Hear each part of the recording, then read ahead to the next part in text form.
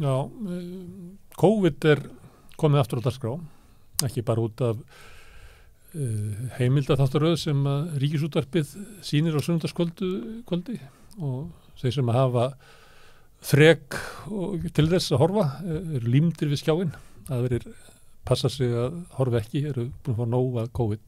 En það líka kom náttúrulega frétt í síðustu viku sem að kannski bara frétt þessa tíma að það kallað umframdauðsföll, að það dóu 200 fleiri í fyrra og hægt að tengja það einhvern veginn COVID og svo hafa líka verið fréttir víða heim sem hafa verið bent á minnkandi lífslíkur, það sést áhrifin af COVID, sést í línuritum sem að sýna lífslíkur þjóðanna og bara heimsbyggðarinnar og þegar við erum að tala COVID að það gáfulegsta sem að gera að fá Þórólf Guðnason að borðinu. Þetta velkomið Þórólf. Já, takk fyrir það.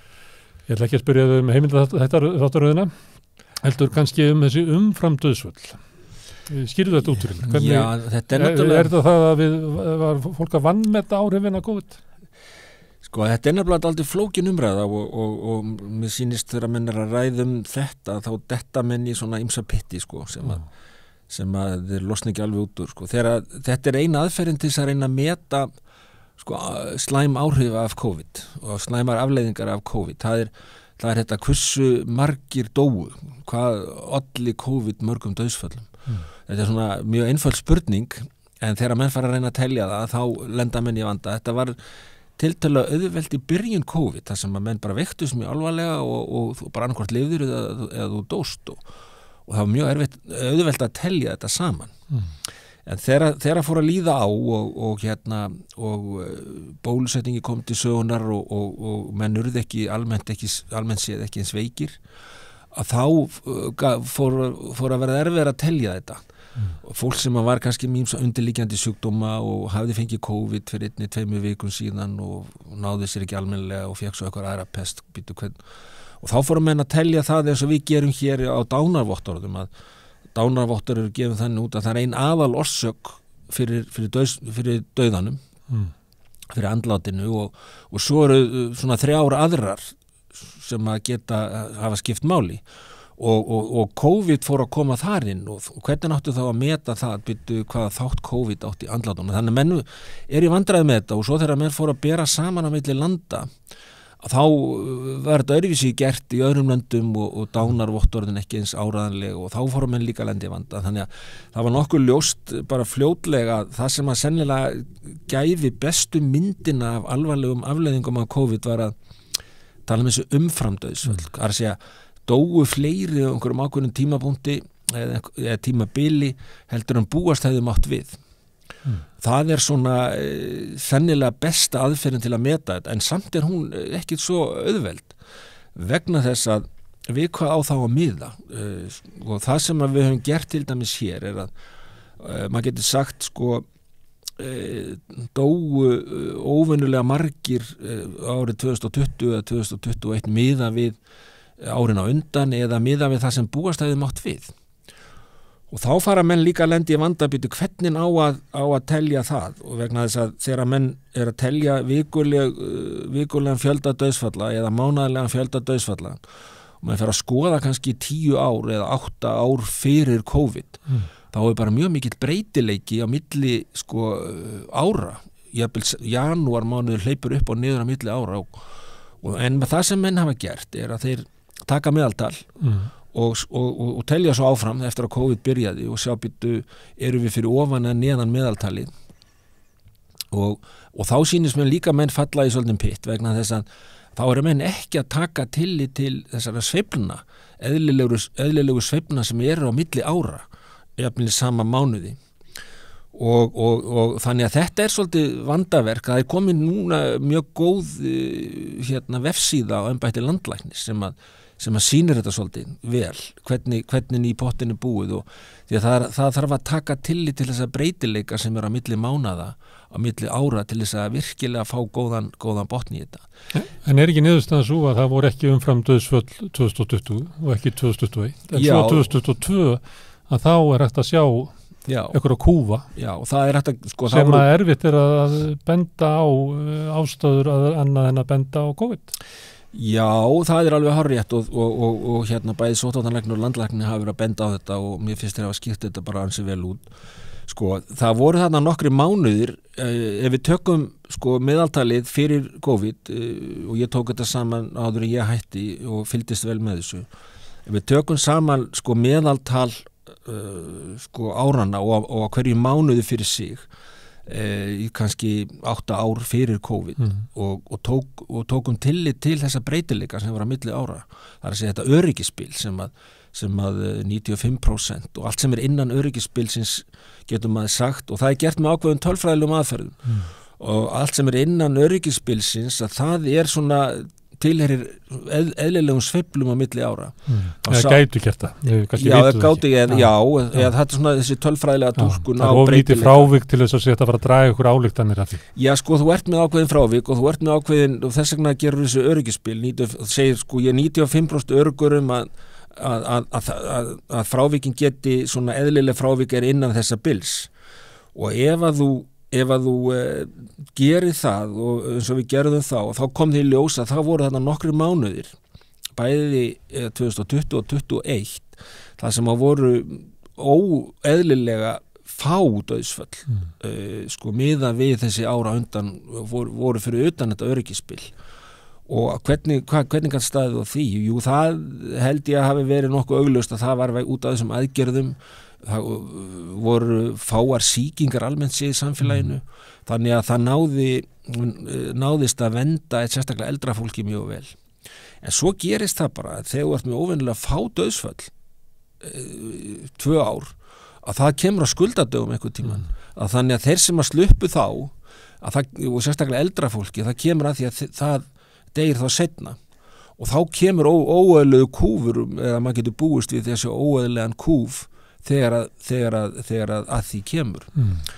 Nú að það var náttúrulega augljóst í fyrra þegar öllu var aflétt þarna í lok febrúar að þá fengum við alveg gríðarlegu útbreiðslu og jafnvel þó að almennt sé væri líkur á alvarlegum afleiðingum af COVID minni þá bæði út af bólusetningum og svo voru komin svona vægari afbrigði af veirunni að þá dugaði það til þess og nægði að það voru margir sem veiktust alvarlega, sérstaklega eldra fólk og fjöldi var svo mikill. Fjöldin var bara svo rosalega mikill og þetta var það sem að ég benti á til mér í þessum frægu minnisblöðum sem ég sendi hérna 2 minnisblöð í febrúar það sem að ég var ekki að sko, þá voru menn farin að tala aflétt öllu og ég lagði það sem sagt var með 3 sviðsmyndir fyrir stjórnvöld sagði bara ef þið herðið þá eru líkur að við getum haldið þessu aðeins meiri skefjum ef við erum óbreytt þá verður þetta aðeins skárra ef við sleppum þessu lausu þá er mjög líklegt að við fáum mikla útbreiðslu og einhverja alveglegar afleiðingar og mér sýnist það hafa gerst Þarna varst þú hættur að leggja til svona eina línu og þá að þú byrjar að taka tilliti til þess hvað var eiginlega mögulegt að fá í gegn hvað samfélagi þoldi þannig að komið mikil andstaða við áframhaldandi sóttvörnum Já, það var nú líka þurfti að vikta saman raunverulega þarna þurfti pólitíkin að taka ákvarðanir. Já, það sem ég gerði vegna þess að þetta var náttúrulega orðið svolítið svona umræðan var orðið svolítið svona stíf og erfið og þannig að ég sá að og þetta er náttúrulega og sko voru náttúrulega stjórnvald sem réði þessu það er að segja ríkisstjórnin sóttvarnalæknir tilheyri víst stjórnvaldum líka en það er ríkisstjórnin sem ræður þessu og ráðherrar réðu þessu og þessum tímapunkti þegar ég sá fram á það að þetta yrði sko mjög erfið umræða að leggja til harðar aðgerðir þá í febrúar fyrir árið síðan og þannig að mér fannst réttast að leggja fram 3 sviðsmyndir sem og rökstyða hvað myndi gerast í kjölfarið hverju þeirra og þannig að menn höfðu þarna val að gera. Og það gekk eftir það sem afleiðingar þessum betur á. Mér sýndist það. En fréttinnar í síðustu viku voru það að umframdauðsföllin væru alltaf 200 og þá mætti ætla, minni með að fréttinnar hafi sagt, að hefðu alltaf 400 manns dáið úr COVID í fyrra. Af hverju er þetta óljóst? Já, þú lýstir þarna hvernig dánavottorð eru skrifuð. Já. Hvernig getur maður dáið úr COVID á þess að það komi fram á dánavottorð? Nei, það kemur á dánavottorð, það kemur bara ekki sem aðal orsök, það kemur bara sem meðvirkandi þáttur og skilgreiningin er svo að viðkomandi hafi fengið COVID á síðastlinnum, ég man ekki nákvæmlega hver tímarammin er, hvort það er 2 vikur eða eitthvað svoleið, sko. Þannig að það getur verið mjög erfitt að segja hversu stóran þátt átti COVID í þessu andláti. Og þá er að tala að þú hafi fengið COVID, þú ert truflað með COVID, það er ekki það og sért búin að fá COVID, að sé einhvern veginn að mæla það í þér, þetta er að þú ert bara með veikina. Nei, ekki endilega, þú kannski fékkst COVID fyrir 2 vikum síðan og varst bara slappur og mögulegur og svo fékkst eitthvað annað onni það og þá myndi með segja, sko, og lést og þú deyrð, sko, eða viðkomandi deyr, að þá er COVID, kemur það fram á hérna dánavottorð sem meðvirkandi sjúkdómur. En þegar þú sér eitthvað svona kúfar sem að koma á sama tíma í þessum umframdauðsföllum, á sama tíma og eru svona bylgjur að ganga yfir, er það tilefni til þess að endurmeta að kannski var COVID stærri hluti af ástæðum þess að maðurinn dó eða fólkið? Heldur en var talið? Gefur þetta tilefni til þess að endurmeta alvarleika COVID svona aftur á bak? Jú, ég held að sko menn eiga eftir að gera þetta upp og skoða þetta og komast að einhverju svona samkomulagi hvernig ná að telja þetta og ég held að sé allir sammála það að alvarlegar afleiðingar af COVID eru miklu meiri heldur en þess að 7 milljónir manna sem að talið hafa látist af COVID. Ég held að sé allir sammála það að talan er hærri. Við vitum ekki hvort hún er hærri hér einfallega vegna þess að það er búið að testa svo rosalega margir prófaðir en í mörgum löndum var þetta ekki prófað mikið og þá eru örugglega fleiri sem hafa raunverulega látist.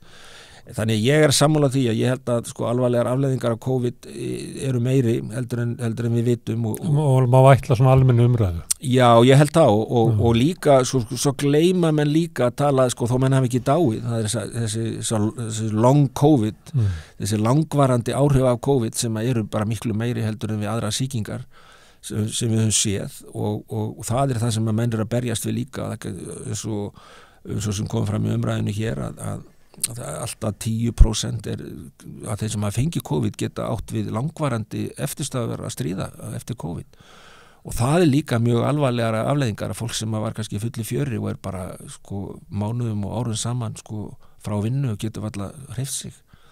Þannig að miðað við dauðsföllin að þá getum við sagt að öllum líkindum þá hefur COVID verið alvarlegra heldur en svona almenntir talið. Ég meina þú náttúrulega ert inn í einhverju svona umræðu lækna, þannig að ég er bara að vísa í svona eins og samfélagið tók þess og einhverlega tók samfélagið svo líka bara að við bara meikum þetta ekki lengur þess að sótvallir, nú ætlum við bara að lifa með COVID og bara setja okkur við það en í því er náttúrulega ákvörðum að maður líka einhverju er bara að deyja með COVID það er þannig að alvarleikin er meiri og svo líka erum við kannski komið mjög skammt til þess að geta eiginlega metið þessar langvarandi afleiðingar það að hafa veikst. Já, við möttum að sjá það betur og ég held að sko vegna þess að því að við erum að skoða þessu umframdauðsföll, að segja þess fjöldan sem er meiri heldur en bústaði var við á síðasta ári að þá hérna held ég að menn sé nú að sjá það að dauðsföllin í fyrra hafa verið sko fleiri heldur en menn heldu. Ég held að þau ekki verið fleiri til dæmis 2020 og 2021 vegna þess að það var bara svona miklu, það var alveg skýrt og skornar hverjir raunverulega dóur COVID þá tilfelli voru ekki svona mörg í samfélaginu þá líka. Þannig þetta er svolítið öðruvísi og það er líka mjög áhugavert að skoða til dæmis alþjóðlega stofnanir hafa verið að skoða umfram dauðsföll og lífslíkur á tímum COVID. Mjög góð vefsíða hérna World in Data til dæmis. Það sem þeir taka saman. Við vorum að birta gröf, hérna við erum með fréttasíðu hérna samstöðin.is og vorum að birta gröf úr þessu og þau eru bara það er sjokkar að sjá þetta. Já, sko, og þá sér maður líka að sko þau eru að taka gögn frá eins og The Economist birta þetta, alþjóða heilbrigðismálastofnun birtir og svo eru þau sjálfur með þetta, þannig taka þetta víða að þetta er ekki eitthvað svona einsleitt sem þeir eru að gera þetta. Og þá sér maður líka að þetta er svolítið mismunandi og breytilegt milli landa. Milli landa? Já, bæði milli landa og líka eftir því hver er að taka þetta saman vegna sem, og það sem að þeir gera að því að við vorum að tala um aðferðafræðina og þetta er ekki svo auðvelt að þeir búa til svona líkan sem skoðar fjölda dauðsfalla aftur í tíman og taka tillit til sveifluna. Þannig þeir eru ekki bara að taka beint meðaldal, heldur taka tillit til sveifluna milli ára og birta þannig líkur á fjölda dauðsfalla, til dæmis á Íslandi, hvað hefði mátt búast við. Það sem að þessi sem ég veit ekki nákvæmlega hvort að þau gera, það er það sem að þessi líkun hefði þurft að taka tillit til. Það er ef að það hefði fáir dáið eða umfram dauðsföll hafa verið færri. Ég veit ekki hvort þau gera það ekki, en þau hefðu til dæmis eins og á Íslandi, það sem að færri dóu 2020 og 2021, býtu hvernig kemur það inn í útreikningana með fjölda dauðsfalla, hefði mátt búast við bara af þeim völdum sko fjölgun á dauðsföllum. En ég er ekki viss hvort ég gera það ekki, en það er mjög áhvert að skoða þetta og þá kemur það bara í ljós, við skoðum þetta umfram dauðsföllin og líka lífslíkur að því að það var birt í grein núna í lok síðasta árs í Nature. Já. Við vitnum líka í hana og það er graf sem sýnir Norðurlöndin eru neðst, nema ekki við. Já, við erum svona aðeins fyrir ofan, en ég við normenn eru neðstir sko. Já, og það er jökust lífslíkur, eiginlega eina landi. Já, eina landi, það er rétt, og Ísland minnkaði lífslíkur fyrst, en svo var farið að snúast verulega við, hvort það breytist svo núna þegar mann gerir 2023 og það er spurning. En það sýnir bara allstaðar annar staðar og hérna OECD til dæmis hefur tekið þetta saman líka, skoða þetta mjög fín úttekt af þeim, að þar eru Íslendingar sko hafa verið fram að þessu sko með lægstu þjóðum af þeim öllum sem hafa tekið það saman. Ég var að því að hvernig fólk til þess að fara þannig inn í Our World in Data, hérna þetta er svo forvitinlegt. Og þetta er bara svo vel framsett líka. Já, mjög vel, og ég fór og skoðaði og tók svona, þú manst eftir því svona snemma inn í COVID, þá var að tala svona ólíka afstöðu svona strongmenn, eins og Trump og Bolsonaro og Moody í Indlandi og tók saman þau lönd og Rússland. Og þá var hérna áhrif COVID á lífslíkur í þessu löndum voru sko stórkostlegar, það sem að voru að missa bara 2,5 ár í þessu. Já, algjörlega. Og maður sér ekkert, maður þarf að fara aftur í hungursnöðunar í Kína í kringu 1960 til þess að finna annaðins högg í sko lífslíkum í heiminum. Já, og meira sé sko eins og menn er kannski að tala um Kína og mörg af þessu löndum, þar eru sko gögnin ekki alveg áræðanleg. Þannig að eins og alltaf í Kína raunverulega mjög erfitt að reikna þetta út og hvað raunverulega gerðist þar og hvað gerðist núna til dæmis. Það er ekki talað um það í fréttum núna, hvað er að gerast í Kína til dæmis, þetta er opnuðu. Það sem var hérna á tímabili mjög mikil fjölgun og lítil útbreiðsla eða þáttaka í bólusetningum tiltölulega. Þannig að það er lítið fjallað en það, ég legg ekki um það núna. Já. Þannig en þessar tölur sem er lífslíkur og það náttúrulega næri ekki, 2022 er ekki komið inn, en maður á þessum gröfum að þá er þetta að sjá mikil áhrif bara í heiminum öllum, í öllum þegar það er svona þetta skoða líka svona flokkaríkja, hérna velstæðlönd og millistæð og hérna það er allstaðar að sama, þannig það er ekki það er eitthvað aðeins mismunandi en allstaðar að sama. Er þetta ekki líka önnur svona ábendingum það að COVID er miklu alvarlegri atburður heldur en svona, svo ég vitna aftur svona, að ætla svona almennri umræðu sem er svolítið þannig eins og það sé að baki? Já, það er sko mjög áhugavert hefur verið áhugavert að fylgjast með svona almennri umræðu COVID og að því að þú talaðir áðan frá þreytu, ég held að það sé alveg hárrétt og ég held að það sé almennt sé mjög mikið þreyta fyrir svona hörmungum og það er allt annað sko tala um hörmungar sem gerist eitthvað, það verður eldgos eða jarðskjálfti eða eitthvað og það deyja svona margir og það lifir svona meira en í svona hörmungum, þetta gerðist líka í Spönskuvíkinni 1918 til dæmis, það var bara nánast ekki talað um þetta nema bara fyrst og eftir og svo bara hættum að ræða um þetta, bara vildi ekki tala um þetta og ég finna núna vegna þess að ég er í svona svolítið vegferð að tala um þetta COVID, að reyna að segja, mun ekki gleyma COVID sko, því að við þurfum að gera þetta upp þetta COVID, við þurfum að læra hvað gerðum við vel og hvað gerðum við ekki eins vel og ég reyna að gera það á svona yfirvegaðan máta, ekki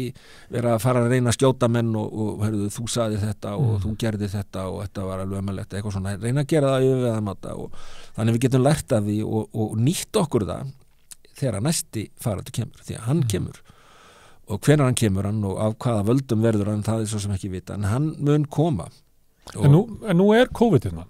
Það er ekki farið. Nei, COVID það var ekki búin að fá leið, það er bara, COVID er ekki búin að fá leið, það er hérna ennþá. COVID er ekki líka eitthvað, hérna, getur verið að við þurfum að breyta einhverju sko varalega? Já, við þurfum einhvern veginn að hugsa það, sko, þetta úthald, sérstaklega, við þurfum að hugsa hvernig getum við tryggt, sko, betra úthald hjá fólki. Ég var nú samt að segja það að úthald hjá íslensku þjóðinu var bara svakalega fínt, sko. Og það er varla hægt að ætlast til þess að fólk geti lifað, sko, í einhverja miklar takmarkanir í 2-3 ár, ég meina það er mjög erfitt að hugsa sér það.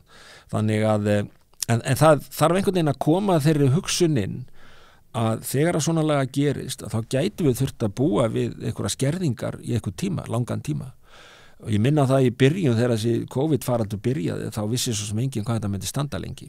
Og þá fór maður að miða við, sko, hvernig þessi faraldrar hafi yfirleitt verið eins og heimsfaraldur inflúensu sem gengur yfir á einhverjum mánuðum.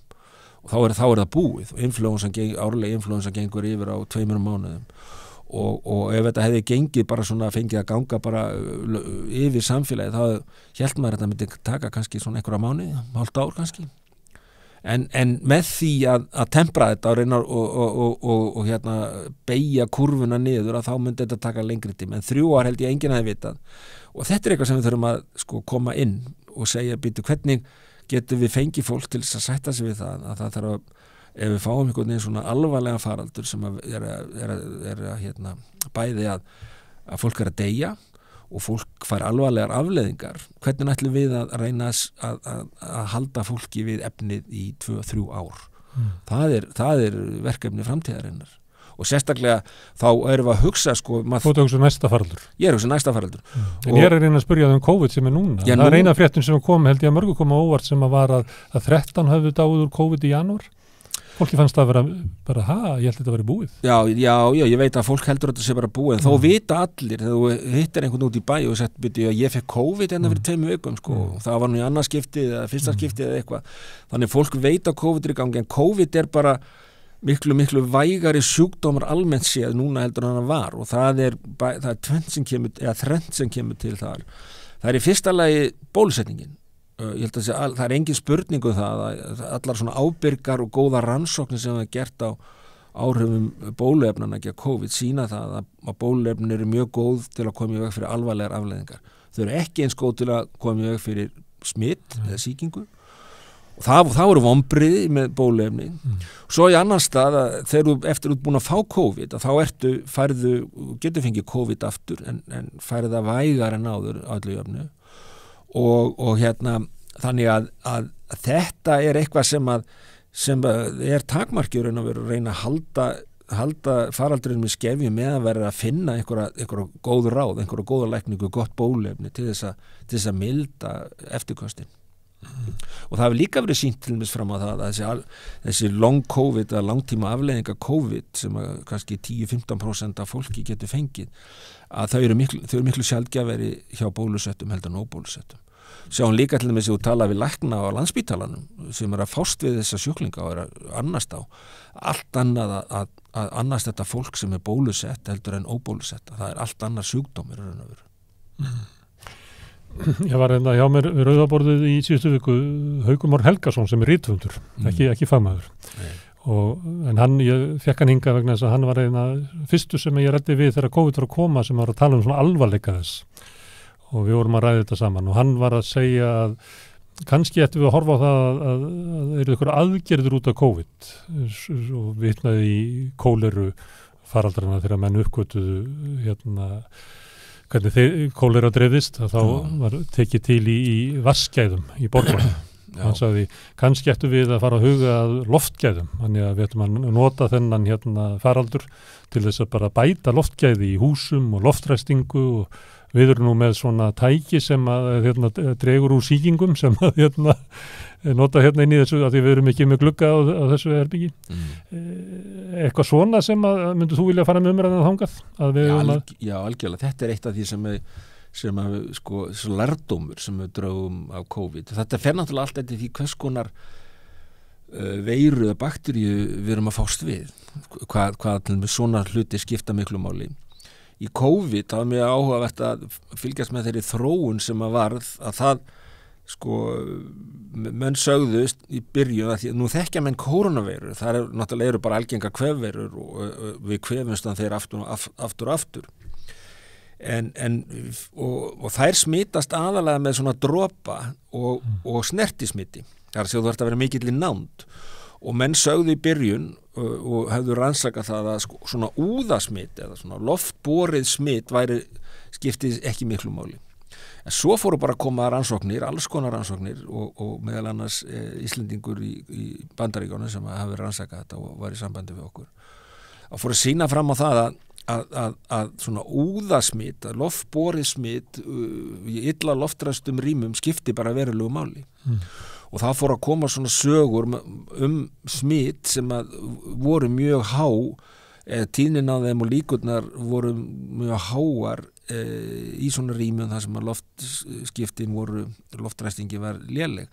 Þess vegna komum við með þetta seinna inn að bæði varðandi grímunótkunna sem að menn voru nú ósparir á að skamma mig fyrir að hafa skipt skoðun í því.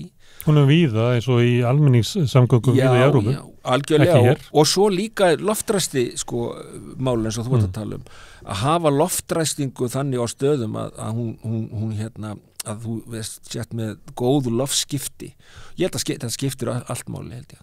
Og ég held að þetta sé eitthvað sem þau hefur lært af og kannski verður þetta til þess að það þarf að setja nýjar kröfur bara til húsnæðis hvernig loftræstingin er. Það er átak í loftgæðum eins og vatnsgæðum. Algjörlega, já. En COVID er hérna og allir geta smitast og þú sagðir áðan að 10% af þeim sem að veikjast og það er aldrei bara 10% af öllum er að glíma við þetta langan tíma. Já. Þetta er náttúrulega, hvernig losnuðu við þetta? Þetta er ömurlegur andskoti, COVID. Já, þetta er ömurlegur, en það er svona 10% í heildina, það eru klárlega þeir sem að fá alvarlegri engin og veikjast alvarlega, það er meiri líkur á að þeir fái langvinn eftirkost eftir sýkinguna. Sem að virkar eins og síþreita og svona ýmsan máta. Þetta minnir mjög á Akureyrarveikina sem að er fræg veiki í vísindaheiminum sem Íslendingar lýstu fyrst og þetta er bara mjög svipað. Þessi langtíma þreita, orkuleysi og úthalsleysi sem menn eru að glíma við. Hvenær losnu? Ég er ekkert viss að við losnu nokk tíma við hana. Vegna þess að það virðist vera að bæði bóluefnin virka ekki vel til að koma í veg fyrir smitt og koma í veg fyrir alvarlegar afleiðingar og fyrri sýkingar við smittumst aftur og það sem segir bara það að vendin sem við fáum af sýkingu og ónæmi svarið er ekki nægilega gott til að koma í veg fyrir aðra sýkingu og þó það kannski komi í veg fyrir alvarleg veikindi. Þannig að ég meina, mér finnst ekkert ólíklegt og að þessi koronaveira, það er að segja COVID-19 eða SARS-2 eins og hún heitir nú að hún verði bara eins og aðrar koronaveirur komið bara og við fáum bara kvef og kvefumst aftur og aftur eins og við gerum af öðrum koronaveirum. Komum bara árlega bylgjur af henni. Já og mér finnst það mjög líklega þetta er svona vetrarpestir aðrar koronaveirur og mér finnst lang líklegast að þessi koronaveira muni bara fari líka. Eitt af því sem að þú talar spönsku veikina og hvernig fólk bara gat ekki rætt hana einhverjum árum setna og sömuleitt eru við sem svona hópur sem samfélagi í einhverju svoleiðis með svona, maður geti kallað þetta svona ákveðna afneitun á tilveru COVID og eitt af því sem að fólk bregst við er að segja að dauðsföll og þetta er fólk sem hefur gott sem er dáið, það var við okkur öll, endan tegju við öll en það eru fólk sem þá með undirliggjandi eða þú veist og byrja að þylja upp hvað það geti verið en þú ert mjög fljótlega komin í stóran hluta af samfélaginu sem eru með eitthvað sem að mætti kalla sem undirliggjandi og öndunarfæra sjúkdóma, offitu og þú ert bara komin í þriðjunga þjóðinni að þú veist af og þá kemur svona hugmyndin það að það fólk svona við eigum ekki að berjast eftir mikið fyrir lífi þess eins og annars fólks. Þannig að það er svona siðferðislegar áreynsla sem eru í samfélaginu út af COVID. Algjörlega og yfirleitt nú fólk ekkert hefur mikið áhuga að tala svona sjúkdóma eða smitsjúkdóma sérstaklega. Það er bara helst þeir sem að hafa fengið og sem að hafa áhuga á því. Og ekki vil hlusta á oft, það er oft ekki með. Já, og svona, en það alveg rétt að þetta svona áhugaverð umræða. Ég meina, sko, þetta eins og ef við bara ræðum hvað gerðist í COVID og þegar menn voru að velta fyrir sér sko, á að grípa til harðra aðgerða eða ekki og þegar menn fóru að tala sænskuleiðina eða ekki og Svíar reyndar gripun og þetta svolítið misskilningu með sænskuleiðina að Svíar gripu til aðgerða en það bara einhvern veginn framkvæmdin á henni tókst ekki almennilega, þeir voru ekki með hlífðarbúnað til þess að venda en þeir sem voru talsmenn þessara svoköllu sænskuleiðar og voru mikið í fjölmiðlum og ég þekki þá menn bara ákyllega að þeir sögðu sko að það þýðir ekkert að berjast við þetta hún kemur fyrir eða síðar sko og það eins gott að taka þetta út bara strax og láta þetta gangi yfir því að þetta mun hvort þið gangi yfir fyrir eða síðar og það bara verra að láta þetta dragast á langinn gott og vel og það hljómar kannski ágætlega í svona heimi þar sem að menni ekki að bíða eftir einhverju sko og ég sagði nú við kollega minn Anders Tegnell sem ég þekki mjög vel býta, akkur eru þið gerið þetta svona akkur viljið ekki sko, akkur viljið ekki gera sem þið getið til þess að halda þessu niður meðan við erum að koma með gott bólefni ef við kannski fáum gott bólefni sem að kemur í veg fyrir smit og þá var ansi hart að vera búin að sko missa mjög marga bara því að maður taldi þetta myndi hvort þið fara yfir allt og jú, en og þetta er það sem menn hafa verið að ræða fyrir svona fram og tilbaka á að gera þetta svona hins einn og þetta er svo líka umræðan sem snertir bara gamla fólki sko. eigum við ekki að vera að púkka upp á þetta gamla fólk sem er svona veikt og heilabilað og komið inn á stofnanir og við förum að heimsækja á sunnudögum og eitthvað svona þetta eitthvað virði og eigum við að leggja eða bara aðra sem eru með alvarlega sjúkdóma eigum við að leggja í mikinn kostnað við að framlengja líf fólks 1-2 ár eða eitthvað, skilur hvað ég við þannig að þetta er mjög erfið umræða Ætlaðu þú að svara þessu spurningum? Nei, þetta eru rosa stóra spurningar þetta er alveg ofboðslega stóra spurningar og þetta er spurningar sem að menni vilja ekki taka vegna þetta er svo tilfinningarlega þetta er svo erfitt Þetta er það sem við ættum að vera að ræða því að COVID er að ganga yfir og við erum öfugt við margar fyrri kynslóðir hefur gengið í gegnum þetta. Þetta eru spurningar sem við ættum að vera að ræða. Og að sömuleyti erum við að svara þeim með því að svara þeim ekki. Já, klárlega. Það er bara aðgerið sjálfur sér að ignorera hlut, sko. Þetta sterti líka aðra sko, smitsjúkdóma sem að er að ganga hérna yfir á veturna. Hvað eigum að leggja mikið í það að vera að reyna að koma í veg fyrir það, influensa, hvað ég var að leggja mikið í það að vera bólusetja sem gegn influensu, hvað ég var að leggja mikið í það að fá ný bólefni gegn RS-viru sem getur verið mjög slæm hjá börnum sérstaklega og líka eldra fólki og getur jafnvel sett að stað svona sjúkdómsmynstur sem að eins og astma og annað slíkt sko. Hvað ég var að leggja mikið í það að koma í veg fyrir svona sjúkdóma.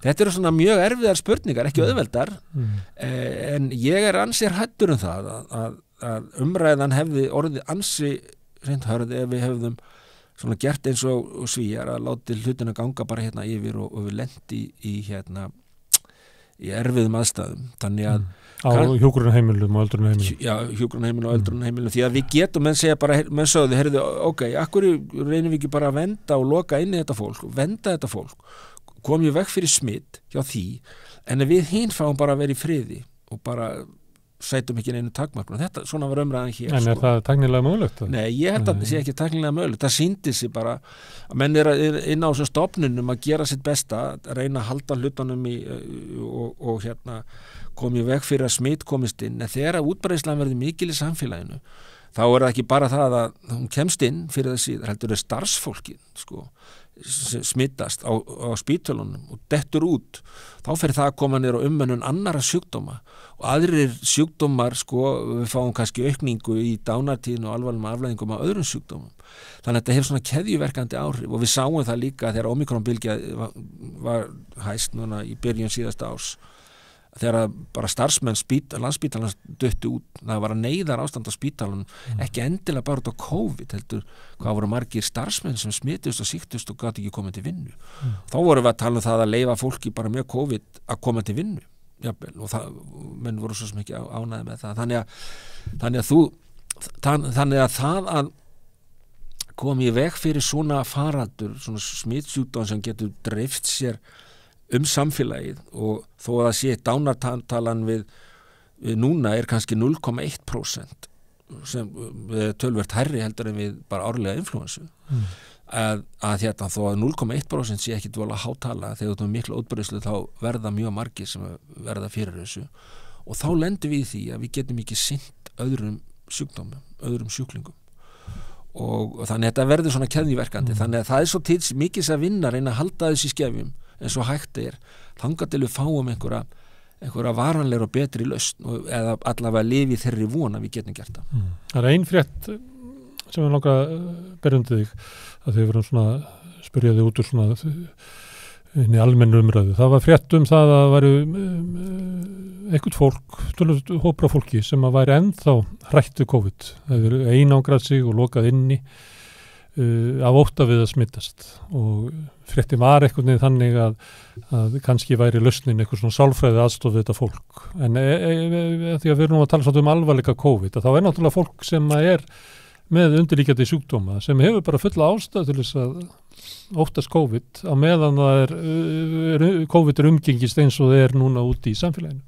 Hvað þetta að gera við þetta? Ég veit ekki hversu stór hópur þetta í raun og veru. Þú heyrðu fréttina? Já, maður hefur bara séð fólk, maður sér fólk úti í bara búð eða hvar sem með hérna grímur og svona að passa sig og að spritta sig í bak og fyrir. Og ég held að þetta kannski ég veit ekki hvað þetta að gera fyrir þetta fólk En þetta ekki normal hegðun á þeim sem Jú, þetta bara eðlileg hegðun þegar menn fara að gera sér alltaf grein fyrir því að það einhverja hættur þarna úti Þetta bara svipað eins og að passa sig í umferðinni og að maður verður hræddur og sumir vilja ekki fara út að keyra því að þeir geta lent í einhverju. En sumir eru bara veikir fyrir og þurfa að gæta sín. Algjörlega og þeir verða þá bara að fá og ég held að menn hafi lært af COVID og þú getur gert það. Og það eru einstaklingsbundnar aðgerðir sem getur gripið til á þess að hamliðin eitt voða mikið. Ég meina það engin sérstaklega ekkert slæmt að geta fara út í búð að vera með grímu og gera það bara rétt og almennilega og ert með almennilega grímu. Hvað að því? Það hamlað ekki neitt nema kannski það einhver sem horfir á þau undarlega og það getur vel verið einhver reyti einhver í þig. Fólk hefur sagt það. En þú getur líka sprittaðar hendurnar áður að þú ferð inn í búð og eftir þú ferð út og svona, maður sér alltaf þessi líkamsræktarstöðum og þá eru komnar svona einhverja þvotta og menn eru að þrífa tækin. Ég held að þetta sé bara mjög fínt menn gætu líka bara að það væri sannlega betra að spritta sig, bara allir myndu spritta sig þegar þeir færi inn og allir myndu spritta sig þegar þeir færi út. Það myndi sannlega virka alveg jafn vel. Þannig það er svona hegðun sem að þarf kannski einhvern veginn að reyna að koma á og ef að fólk sér að þetta það sem það virkar þá það bara fínt og kannski höfum við lært það á COVID eða svona alþýðan hefur kannski lært eða þjóðin hefur lært það að þetta hægt að gera, þú getur varið í svona en ert samt sem maður kannski með í þjóðfélaginu. Þórólfur, þú segist ferðast samfélagið og tala COVID Já, ég herra COVID. Já, ég vil ekki að fólk leggist í eitthvað dróma og ég veit alveg, það eru svona kallaklúbbar og ekki kallaklúbbar heldur svona klúbbaróttari og svona klúbbar sem er að fá mig til að tala og ég segi, þú ætlum að tala COVID og þá séð þið ránkólfis í raugunum og segi, ekki vera en það má ekki fara í þetta far, við verðum að tala þetta og þess vegna er ég svona bara fínt að koma hingað og tala þetta og ég reyna að tala þetta hvar sem að ekki gleyma COVID En maður ættir náttúrulega að segja við þig að ég vona að við þurfum aldrei aftur að tala við þig það verður líklega ekki Já, ég veit það nú ekki en það er náttúrulega komið fullt af flottu fólki fram á sjónasviði sem að heldur merkjunu áfram En COVID er ekki að fara, við verðum að fjalla COVID hér eftir ár og Já, ég held að Svo gæti gerst að gæmi eitthvað nýtt afbrigði á COVID sem myndi ekki hleypa þessi bálabrand. Man gæti ekki líka það mun ekki koma fram bóluefni sem að tryggir okkur fyrir smiti, það er ólíklegt. Mér finnst það ólíklegt, já. Þannig við munum halda áfram að tala COVID. Þórólfur, takk fyrir að koma hingað og ræða það.